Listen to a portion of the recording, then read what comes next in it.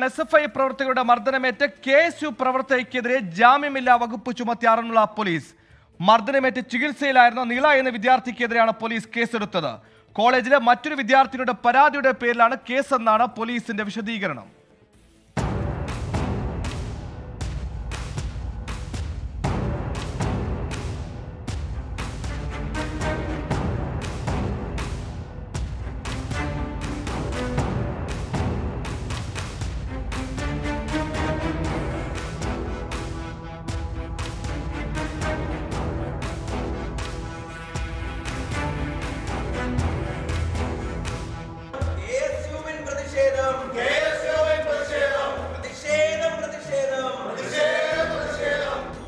രണ്ട് ദിവസമായി മർദ്ദനത്തിൽ പരിക്കേറ്റ നീള പത്തനംതിട്ട ജനറൽ ആശുപത്രിയിൽ ചികിത്സയിലായിരുന്നു.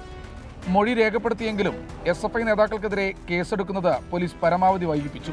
യൂത്ത് കോൺഗ്രസ് പ്രവർത്തകർ പോലീസ് സ്റ്റേഷനകത്ത് കയറി സമരം ചെയ്തതിന് തൊട്ടു പിന്നാലെ ഇന്നലെ പോലീസ് SFI നേതാക്കൾക്കെതിരെ ജാമ്യമില്ലാ വകുപ്പ് പ്രകാരം കേസെടുത്തു. ഇതിന് പിറകെയാണ് മർദ്ദനത്തിൽ പരിക്കേറ്റ നീളക്കെതിരെയും ആറന്മുള പോലീസ് അതേ വകുപ്പ് തന്നെ ചുമത്തി കേസെടുത്തത്. കോളേജിലെ കാവ്യ എന്ന വിദ്യാർത്ഥിനിയുടെ പരാതിയുണ്ടെന്നാണ് ആറന്മുള പോലീസിന്റെ വിശദീകരണം. എന്നാൽ ഈ വിദ്യാർത്ഥി സംഘർഷത്തിൽ പരിക്കേറ്റ് ഏതെങ്കിലും ആശുപത്രിയിൽ അഡ്മിറ്റ് ആവുകയോ പരിക്കുപറ്റിയ സർട്ടിഫിക്കറ്റ് ഹാജരാക്കുകയോ ചെയ്തിട്ടില്ല.